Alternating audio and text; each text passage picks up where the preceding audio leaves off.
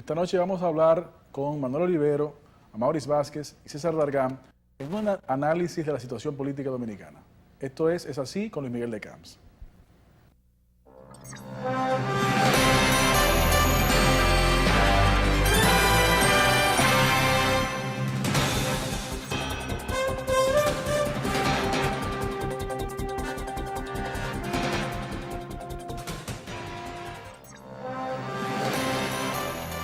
Muchísimas gracias, amigos televidentes, por estar en sintonía con este programa Es Así con Luis Miguel de Camps. En esta noche vamos a tratar un tema que obviamente nos compete a todos, nos afecta, aunque no lo creamos, a todos, directa e indirectamente. Y es justamente el tema político, la situación política de la República Dominicana, los actores políticos de la República Dominicana, los partidos políticos, los principales eventos que se han dado en nuestro país en los últimos tiempos, y el impacto que eso tiene en lo que es la principal actividad en una democracia, que es la actividad política. Con nosotros, para tratar este importante tema, nos honra tener la presencia del doctor Manuel Olivero, quien es expresidente de la Fundación Centro Juan 23. Muchísimas gracias por venir acá, Manuel. Con nosotros también se encuentra el licenciado Amaury Vázquez, quien es abogado, pero también es miembro de la Comisión Política del Partido Revolucionario Socialdemócrata. Muchísimas gracias, Amaury. Y con nosotros también se encuentra el licenciado César Dargam, que además de ser abogado, es miembro de la directorio presidencial del Partido Reformista Social Cristiano. César, muchísimas gracias. Gracias a ti. Señores, todos ustedes, quiero agradecerles de manera conjunta, pues, compartir acá. Y como ustedes saben, como acabamos de decir, pues, nuestro país siempre ha sido un país altamente politizado. Es un país en donde la actividad política creo que es hasta el deporte nacional, por encima tal vez hasta el propio béisbol. Y eso creo que es bueno desde un punto de vista, siempre que se desarrolle con responsabilidad. El primer tema que quisiera tratar, es algo que se ha venido arrastrando durante ya un buen tiempo y todavía no ha habido una definición. Y es el tema de la propuesta, que casi es mayor de edad, de la propuesta de ley de partidos políticos. Digo casi es mayor de edad porque tiene como 14 años dando vueltas en el Congreso Nacional, o 15 años. Esta propuesta, que hay diferentes versiones de la misma, se dice que busca lograr regular las actividades de los partidos políticos a lo interno de ellos, y también se vende como una ley que trata de transparentar situaciones y de mejorar la democracia en sentido general.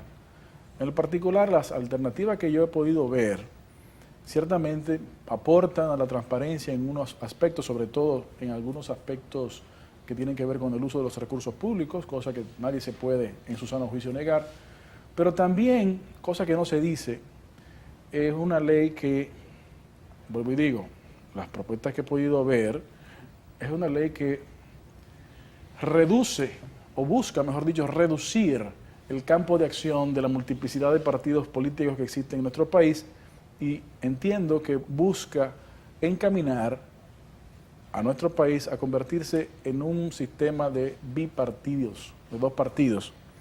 En sentido general, estos puntos, así como otros puntos que ustedes han podido tal vez tratar, escuchar y discutir sobre ello, ¿qué opinión les merece esta iniciativa? Bueno, Luis Miguel y a los amigos televidentes y a los distinguidos compañeros de la mesa. Mira, la ley de partidos ha sido una necesidad sentida de nuestra sociedad política por más de 10 años. Lamentablemente no hemos podido lograr consenso en los diferentes partidos. La Junta Central tomó una iniciativa tratando de motivar la acción de los legisladores.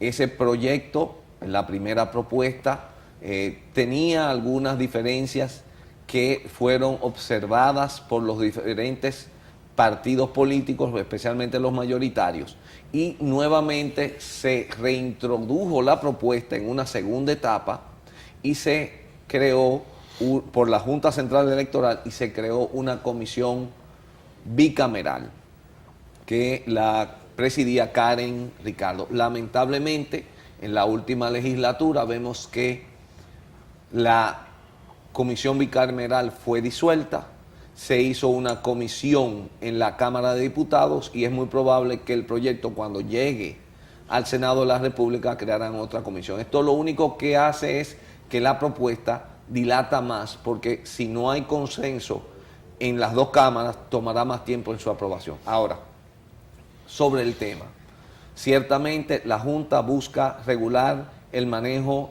de los fondos públicos, lo cual lo vemos muy positivo.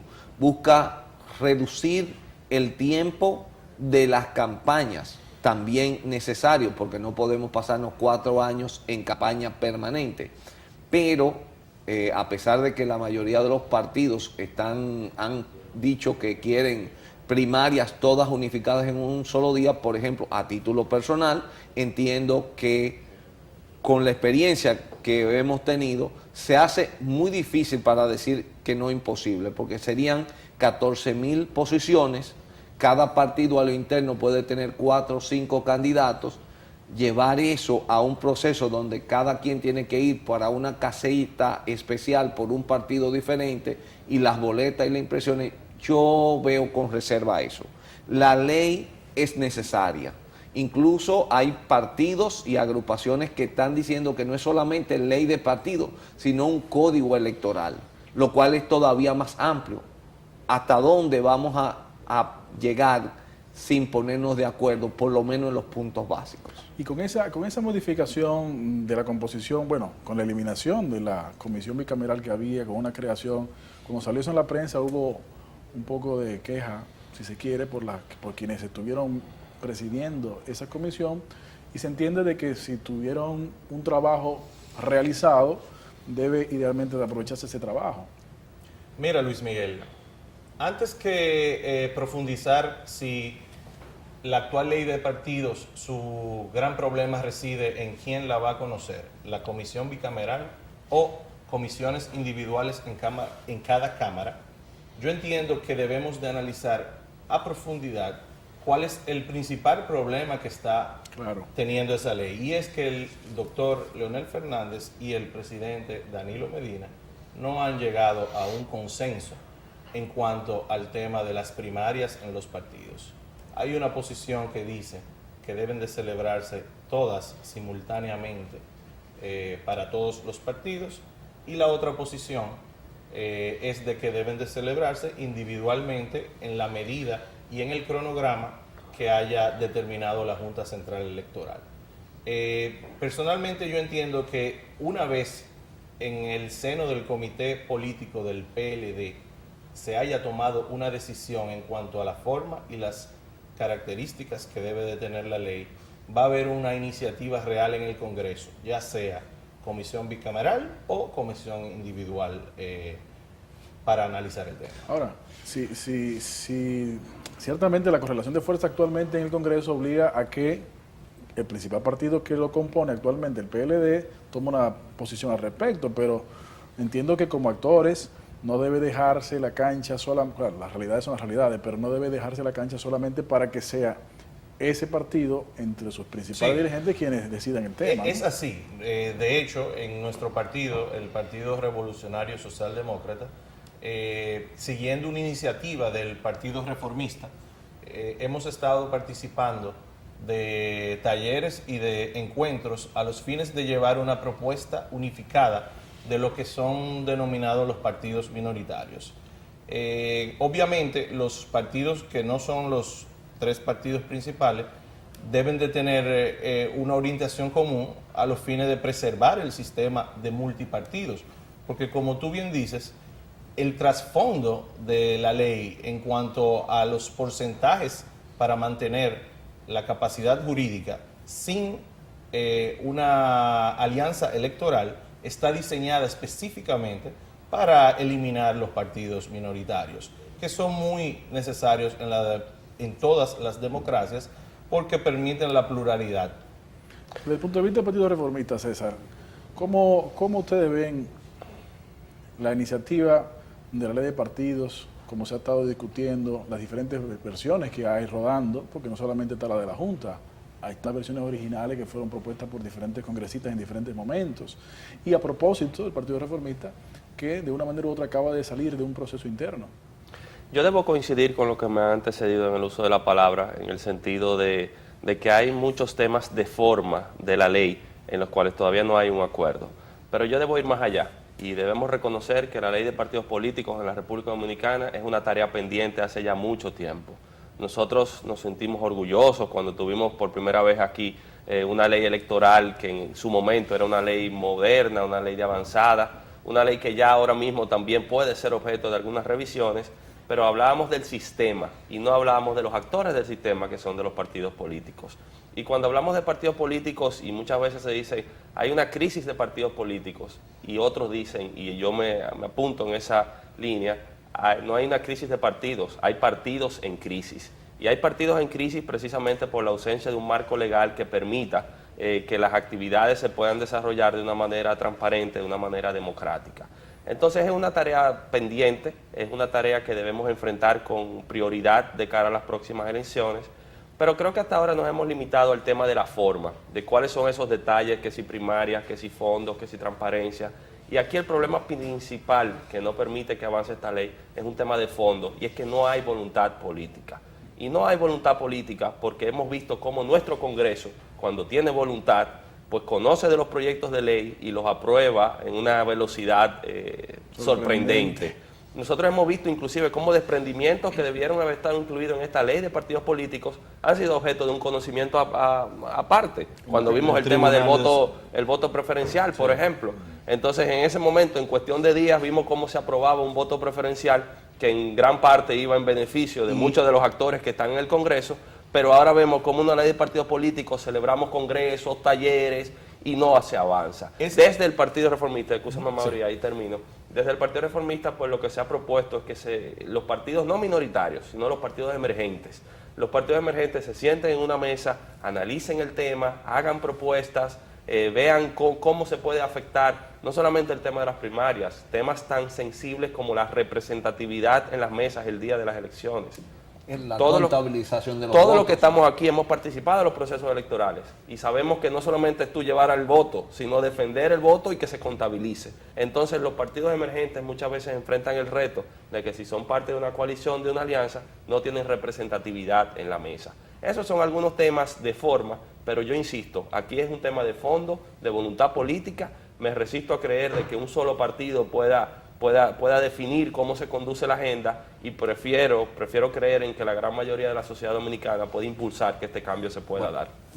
César, y ahí es donde está Luis Miguel, el llamado, el reclamo debe de ser que no puede ser un solo partido o un solo sector de la nación el que defina cuándo o qué va a decir una ley. No nos pueden atar a todos como cual ovejos de un mismo rebaño a decirnos todos van a hacer tal día, tal cosa. Es que cada partido, dentro de su ámbito, de su libertad como organización, de conformidad con sus estatutos, fije los procedimientos mediante los cuales se van a elegir sus candidatos. Y no solamente eso, que darle oportunidad a que todos los miembros de esos partidos puedan participar, que tengan representatividad, que haya un método justo para la celebración de las elecciones, tanto internas como para las candidaturas, que haya métodos que garanticen y que haya mecanismos que verifiquen que los fondos han sido utilizados de manera adecuada, que hay una correcta administración, que hay democracia interna, en fin. Una ley de partidos políticos tiene que ver más allá del tema exclusivo de las primarias, pero debe de ser el consenso de todos los partidos y no de un solo. Y en esa misma dirección, Manuel, y lo que decías hace un momento también, de que la ley de partidos es un componente, pero se ha hablado también de modificar la ley electoral para hacer todo un código electoral y de partidos, si se quiere, el nombre que se le busque. Y yo creo que es una idea saludable, en razón de que de una manera u otra, lo que una determine afectará lo que la otra determine. Y si se pueden hacer juntas, ojalá fuera lo ideal, o al menos consensuadas en un mismo criterio, mejor todavía. Yo sé que hacerlo juntos va a ser... Es difícil porque, mira, la ley electoral como tal regula la Junta, los órganos, las instituciones y, por ejemplo, temas cruciales, el método de contabilización de los votos, claro, especialmente la distribución por representación, las candidaturas por rango nacional, las elecciones de los representantes en el exterior. Todo eso tiene que ver con la organización de los procesos electorales. Y la ley de los partidos es más a la identidad, a cuándo se acreditan, cuáles sobreviven, mantienen su personería jurídica. Entonces hay un conjunto de elementos que deben de ser, yo diría que simultáneas las dos leyes. Correcto. Para poder mantener una idoneidad en el criterio, pero se necesita que se haga acción. Porque el ámbito de aplicación de una necesariamente influye en la otra. Yo quisiera mencionarle sobre un ejemplo específico de una de las propuestas de ley de partidos políticos que tuve posibilidad de leer. Bueno, la propuesta por la Junta Central Electoral, dicho sea de paso, que es la más conocida. En esa propuesta de ley, que me parece que es la que más avanzada se encuentra en el proceso interno en el Congreso, se establece la obligación de que un partido, cual sea, que vea la posibilidad de entrar en un proceso de alianza, podrá hacerlo como se puede, pero tendrá que hacerlo 13 meses antes del día de las elecciones. ¿Por qué? No lo dice taxativamente así, pero lo dice de la manera siguiente. Dice, el periodo de campaña son 3 meses y 6 meses antes el periodo interno de procesos internos y 3 meses antes. Al final uno suma los meses y da 12 meses. El proyecto de ley establece que un mes antes del inicio de los procesos de campaña interna para la selección de las primarias internas, debe haberse llegado al acuerdo de alianza de los partidos. Por un lado, algunas personas podrían defender eso diciendo, bueno, es que lo que se busca lograr ahí es que personas que logren posiciones en los procesos internos, en las primarias internas, no sean luego arrebatados de esas posiciones ganadas por llegar posteriormente a esa fecha a una alianza. Pero el problema que esa supuesta solución presenta es que en vez de reducir los procesos de campaña, lo va a prolongar, porque 1 año y pico antes de una elección ya habrá que haber determinado alianzas. Se va a necesitar ser pitonizo. Pitonizo y ser vidente para proyectar cuáles van a ser las posiciones en las preferencias de la población antes de. Pero mira, yo quiero, César. lo que pasa es que quizás me distancio un poco de lo que ustedes insisten con el tema de la forma, y yo creo que a esta hora, Luis Miguel, que la teleaudiencia que tienes está ya tranquila en su casa, fin de semana, nosotros debemos también abordar un poquito el tema de fondo. ¿Qué pasa en la República Dominicana con el sistema de partidos? ¿Qué pasa con la política en la República Dominicana? Si nosotros vemos en toda nuestra región y vemos cómo ha habido una evolución en que los partidos tradicionales han ido perdiendo espacio, surgen nuevas opciones, o los partidos tradicionales tienen que someterse a un proceso de transformación para responder a los reclamos de la ciudadanía, ¿por qué no pasa eso en la República Dominicana? En los últimos 50 años, post la muerte de Trujillo, nosotros hemos tenido 3 grandes partidos que han gravitado con mayor presencia en el escenario político dominicano. Ahora, ¿por qué esos partidos todavía a la fecha muestran debilidades, deficiencias, no son perfectos, pero tampoco muchas veces enfrentan de la manera correcta los cambios que tienen que introducir? ¿Y por qué no se permite que fuerzas emergentes pues puedan ocupar, y eso se le coarta ese derecho, inclusive con las propias regulaciones que tenemos? ¿Por qué fuerzas emergentes no pueden ocupar otro lugar en el escenario político? Pero eso no es un problema político, más que un problema jurídico. Yo creo que el sistema jurídico crea las condiciones para que estos cambios puedan darse. Y lamentablemente entiendo de que el sistema jurídico, el marco legal de los partidos políticos actualmente en la República Dominicana es obsoleto. Creo que necesita una revisión, creo que necesita adaptarse a los nuevos tiempos. Mira, César, complementando el tema de la voluntad política, yo entiendo, como tú bien dijiste hace un rato, que hemos podido aprobar la ley que creó el Tribunal Superior Electoral, la cual en principio debió de haber sido aprobada en conjunto con la ley de partidos. No pasó, se aprobó la ley que creó el Tribunal Superior Electoral y te demuestra de que hasta la fecha no ha habido una real voluntad política para hacerlo. Yo creo que las circunstancias han cambiado mucho.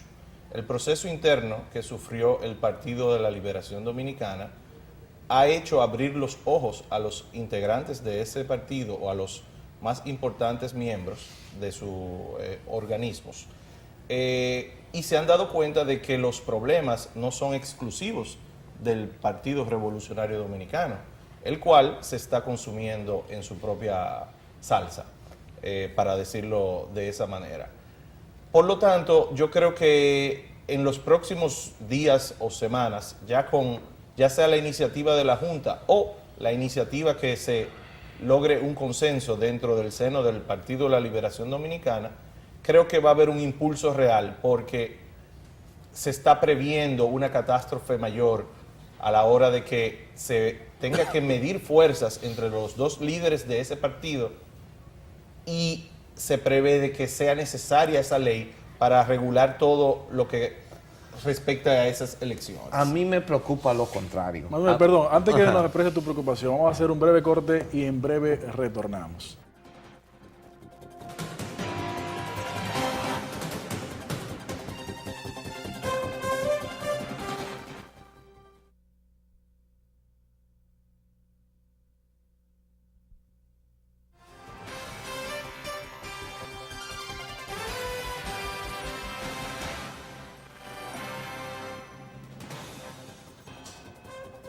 Muchísimas gracias, amigos televidentes, por seguir en sintonía con este programa Es Así con Luis Miguel de Camps.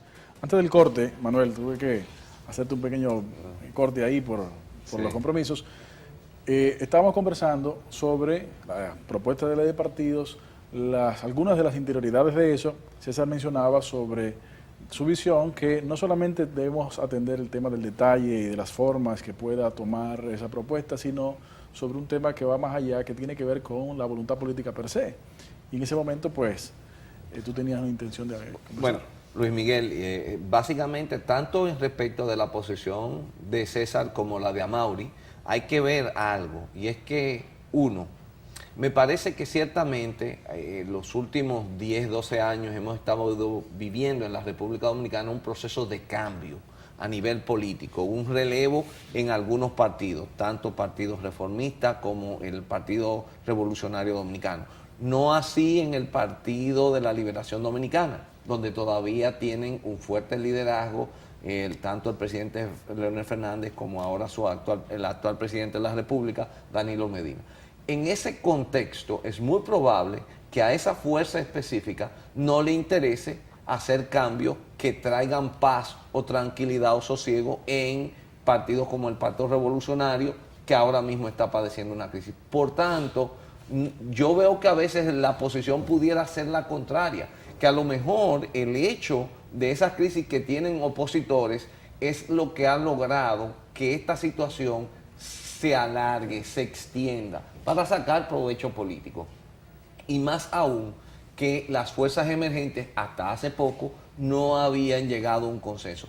Se requiere una presión para aquellos que estén en el poder, cedan parte de él, para que los que conforman esos partidos o aquellos que se sienten tranquilos en el estatus actual tengan que modificar y aceptar ceder o compartir con la dirigencia, con la población.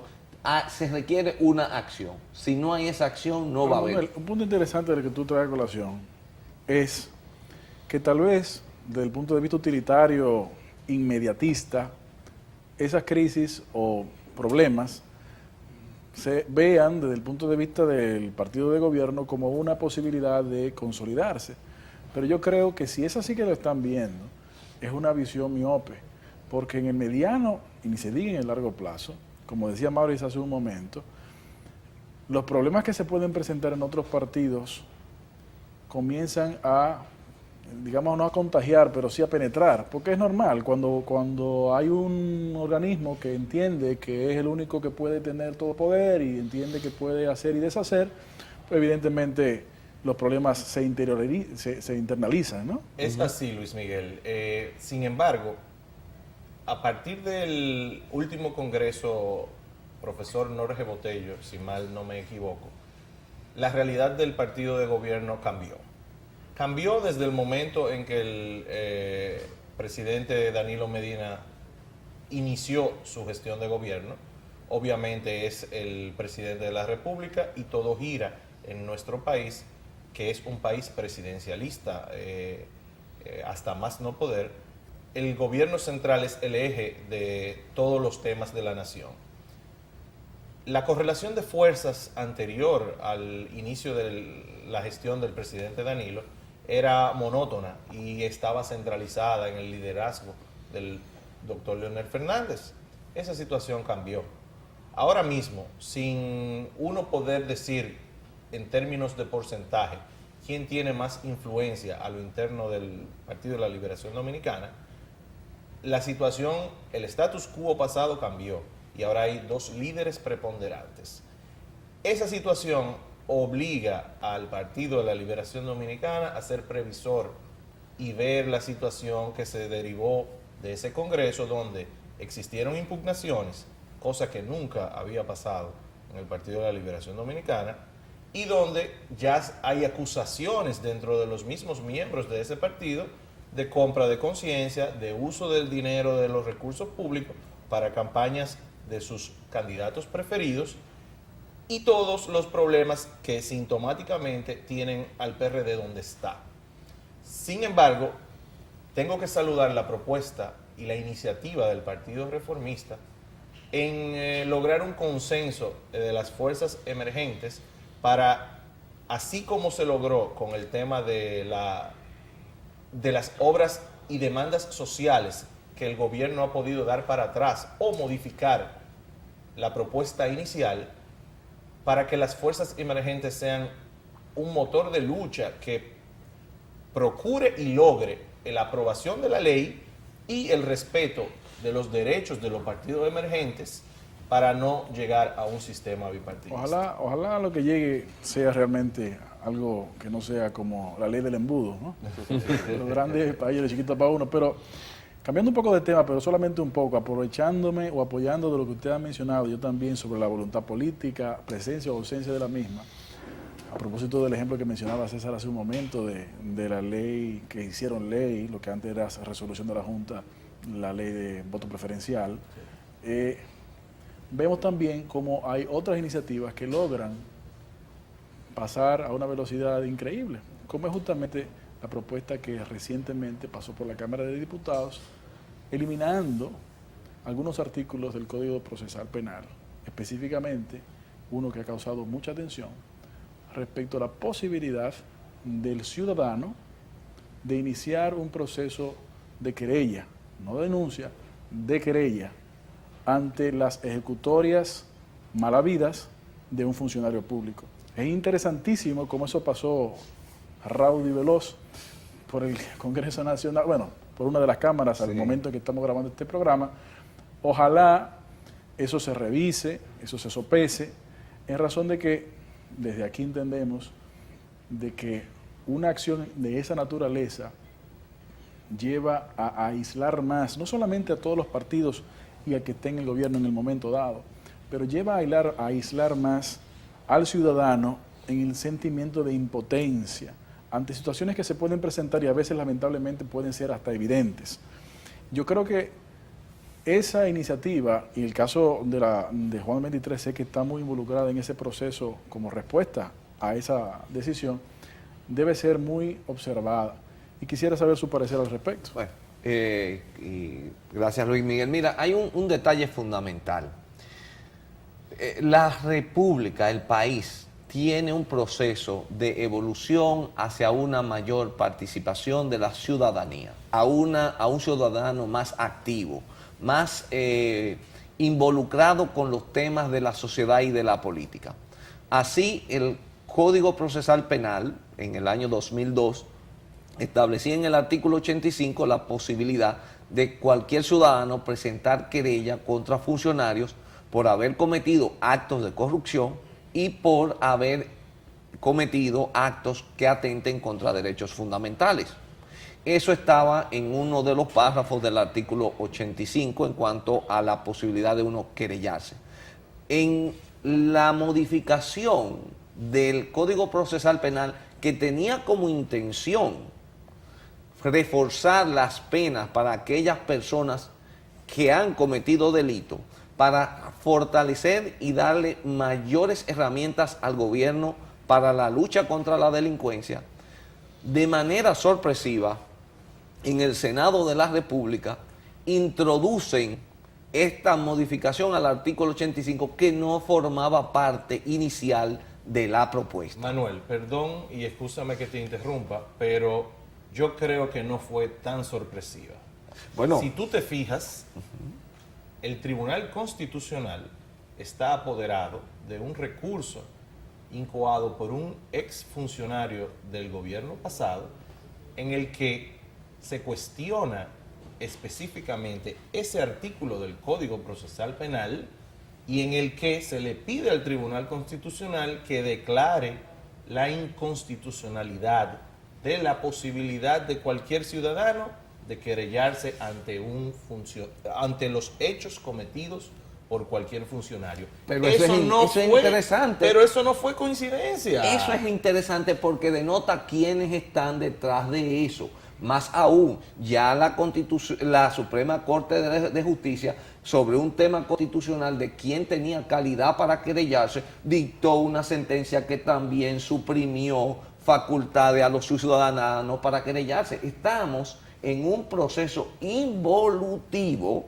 es decir, de coartarle derecho a los ciudadanos porque hay un partido o un grupo de políticos que entiende que eso atenta contra ellos. Pero es que no puede un país legislar para 2 o 3 políticos. Tenemos que legislar para la nación. ¿Cómo puede ser posible, por ejemplo, que si mañana un alcalde comete actos de corrupción de 100 millones de pesos, se le ponga una querella por un ciudadano que tiene las pruebas, el alcalde va y llega a un acuerdo con el fiscal y el fiscal ordena el archivo y el ciudadano no puede objetar ese archivo, no puede recurrir ante un juez? O que un funcionario administrativo, utilizando las fuerzas del Estado, te saque de una propiedad, te expulse, te quite la propiedad, cometa actos de violencia y tú contra ese ciudadano no puedas ejercer una acción y que el fiscal, que es del mismo partido, graciosamente coja y la archive y usted se entere 2 años después de eso. Eso es en base a la modificación. Esa es la modificación, esa es la modificación. O sea, quisiéramos, ese grupo político que logró esa modificación, quisiera que el país entero fuera su territorio particular, que ellos fueran los dueños. Yo creo que este país es de todos y hay que volver a restituirle a los ciudadanos sus derechos fundamentales. Entendamos, una denuncia no te permite objetar una querella. Una denuncia puede ser archivada en cualquier momento por un fiscal y no tiene la obligación de dar una respuesta. Una denuncia. Me imagino que tú estás haciendo la aclaración de denuncia en razón de que lo que he visto por lo menos en los medios al plantearse este tema es que los que lo propusieron y lo llevaron a ejecución en las cámaras están enarbolando el criterio de denuncia como una conquista ciudadana. Salida de emergencia. Yo quiero ser todavía más extremista. Lamenté que el actual procurador de la República dijera que no, que eso no era nada. Lamenté que mi amigo Radamés Jiménez dijera que no, que el ciudadano está bien con que pueda presentar una simple denuncia. Óigame, no. Si en la Constitución de la República dimos carácter penal a los actos de corrupción, lo justo es que el ciudadano pueda no solamente presentar denuncia, si usted tiene la prueba, presente querella. Y si el fiscal, porque el que usted acusó es de su mismo partido, quiere ordenar el archivo, usted como ciudadano o como organización de la sociedad civil tiene el derecho de continuar la acción, aunque el Ministerio Público quiera quedarse sentado. Eso es lo que entendemos forma parte de un concepto de democracia. Y yo decía en algún sitio que ese era el concepto de ciudadano que existían en las antiguas polis griegas hace 2000 años. No un ciudadano como el romano que en la época del imperio no se podía quejar de nada. O sea, ¿cuál tipo de ciudadano es que queremos? República Democrática o imperio. Vamos a hacer un breve corte comercial. No se vayan, en breve regresamos.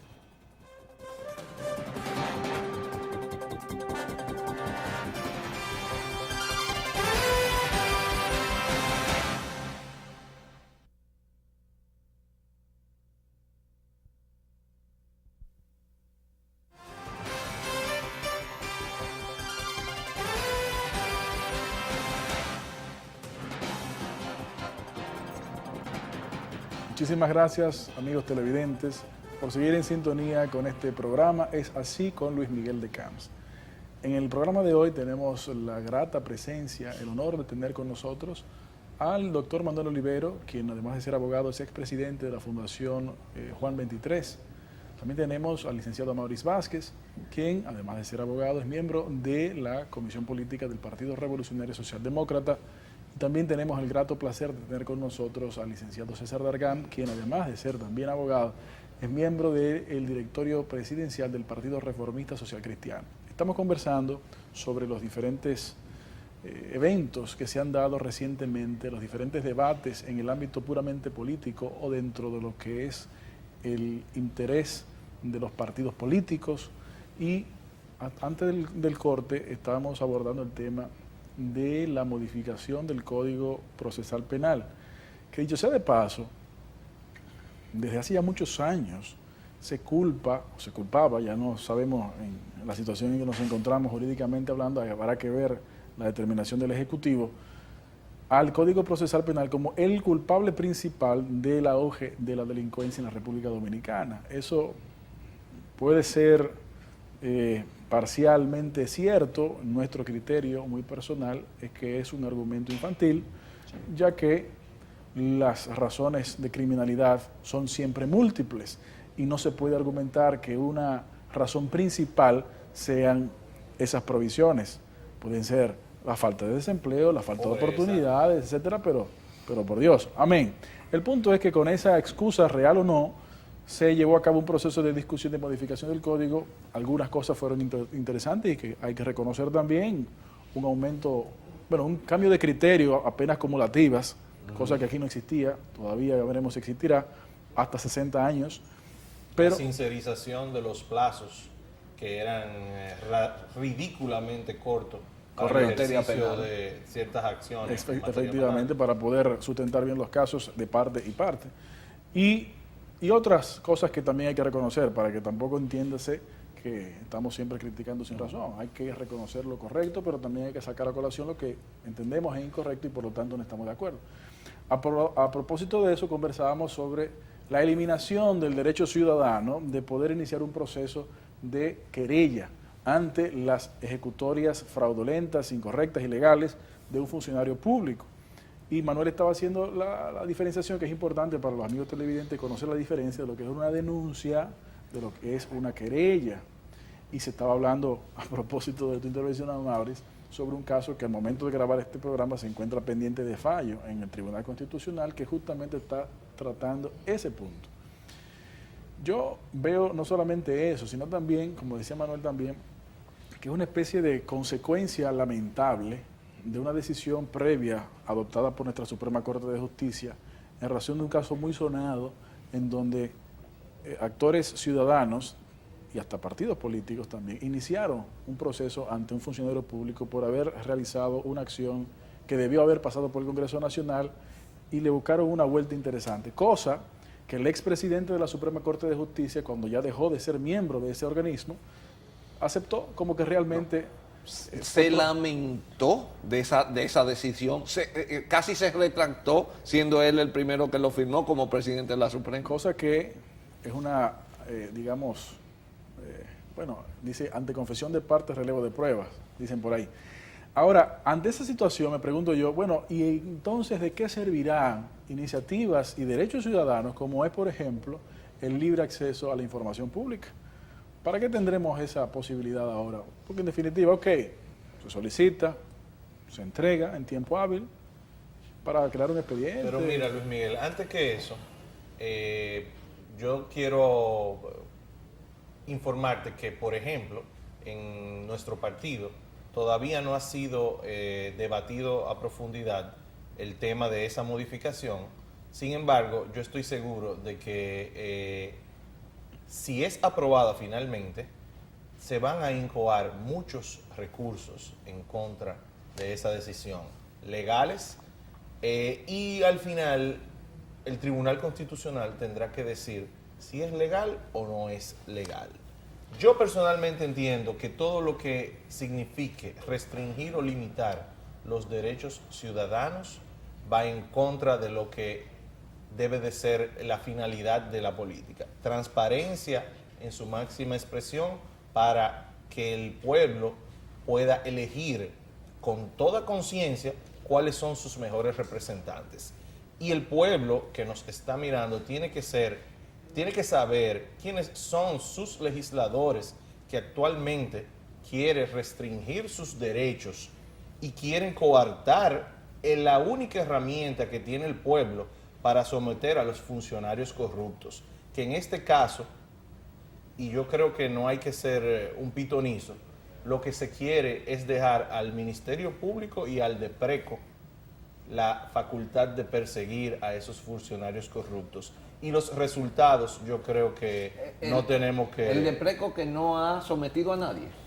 Pero yo creo, mira, como dice Amaury, mi partido tampoco se ha referido y entiendo que oportunamente lo hará. Sin embargo, hoy entiendo que la grata coincidencia que somos abogados los cuatro que estamos en la mesa, y pensemos lo siguiente, el marco legal también de la República Dominicana, salvo algunas excepciones, sobre todo en áreas más novedosas, pero el marco fundamental, el Código Civil, el Código Penal, el Código de Procedimiento Penal, aún con sus modificaciones, el Código de Procedimiento Civil, son descendencia directa de códigos centenarios que llegan a la República Dominicana vía Haití, pero que eran los códigos napoleónicos en Francia. El derecho evoluciona en Francia, el derecho evoluciona inclusive en Haití, y en República Dominicana aún estamos repitiendo algunos preceptos que ya no tienen aplicación.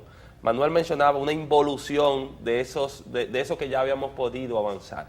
Y conectándolo con lo que dice Amaury, pues precisamente nos hace concientizar aún más de la importancia de los políticos y de los partidos políticos.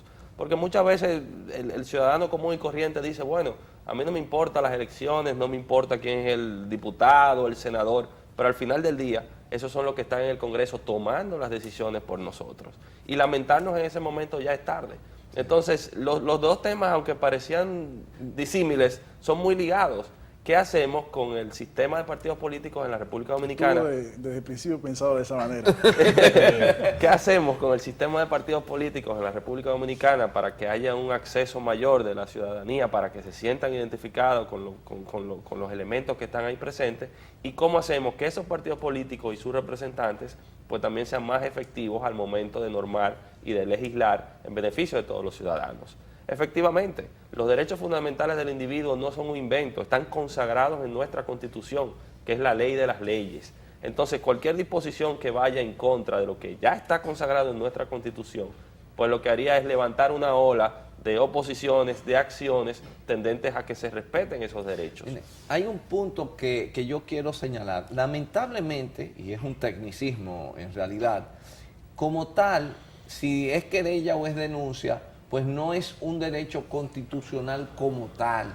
Ahora bien, ellos dicen, no, tú tienes todavía el derecho de presentar denuncia, pero te coartan acciones. Y más aún, eso que tú señalas, César, es preocupante. Luego de que, como decimos en buen dominicano, luego que el palo está dado, luego de que la ley ha sido aprobada por el Congreso y que solamente está pendiente de promulgación del presidente, es que varios legisladores, cuando nos hemos acercado donde ellos y le hemos preguntado, dicen, eso era un proyecto de ley de 80 páginas y yo no leí eso. O sea, más del 40% de los legisladores que lo aprobaron desconocían de que esa estilla estaba puesta ahí. Y más aún, el texto de la ley, nosotros y el Centro Juan 23 ha sido muy claro, nosotros no objetamos la reforma del Código Procesal Penal en el sentido de reforzar las penas. Es que ese aspecto no formaba parte de ese texto. Mira, o sea que fue un tema político ocultado dentro de una ley de carácter penal procesal. Manuel, la excusa que se está dando es de que el actual lenguaje del código lo que hace es incitar a que fundaciones sin ningún tipo de personalidad jurídica propia utilicen la herramienta de la querella como medida de coerción o de chantaje a ciertos funcionarios. Y eso es una excusa muy risible, porque para ese tipo de conductas y comportamientos existe un código de ética entre los abogados, y la mala práctica está totalmente sancionado. El abuso del ejercicio del derecho también está sancionado. Yo quiero llegar más lejos, Amaury. Mira, lo primero es, si el problema es una organización, toda organización debe de estar incorporada. Si es un ciudadano, tiene que estar claramente identificado. 2, si usted presenta una denuncia no compromete a nadie. Una querella, sí. Si el fiscal la archiva y la persona, a pesar de que el fiscal diga un dictamen motivado que no hay prueba y que por tal o cual razón no procede someterlo, y la persona insiste y va donde un tribunal, entonces ese sano y sacro funcionario puede contrademandar. Ahora, lo que sucede es que si usted como funcionario tiene miedo porque usted ha cometido la falta, usted no quiere que lo lleven a donde un juez. Entonces, en realidad, la queja de aquellos que se oponen a la medida es simple y llanamente porque o tienen cola que tapar o tienen el deseo de cometer algo y que mañana no se les acuse. O sea, yo entiendo que nuestras autoridades y nuestros legisladores deben de ser más éticos. Si estamos dispuestos a incluir la lucha contra la corrupción en el texto constitucional, tenemos que darle derecho a los ciudadanos para que interpongan sus acciones. Señores, lamentablemente el tiempo del segmento se nos agota. Vamos a ir a una pausa, pero como hemos dicho en repetidas oportunidades en este programa, evidentemente esta situación que estamos discutiendo ahora es un resultado en parte importante de la falta de participación en los procesos políticos de la ciudadanía en general. Por eso es que siempre hemos repetido que es una responsabilidad no solamente de los actores que tienen sobre sus hombros la responsabilidad de funciones públicas, sino también una responsabilidad de la ciudadanía en general participar y ser ente activo en los procesos políticos. No se vayan, que luego de la pausa regresamos.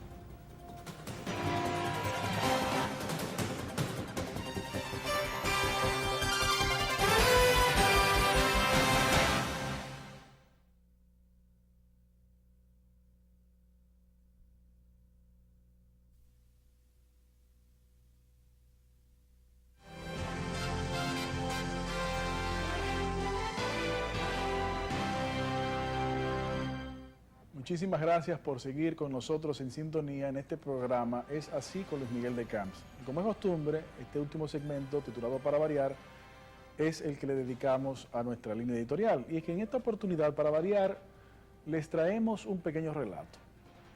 En una calle sin salida, en una casa a medio construir, vive la familia Cacabar. Esta es la historia de Nun, su único hijo, el cual no permitió que su madre terminara el tiempo de embarazo y nació de 6 meses y medio.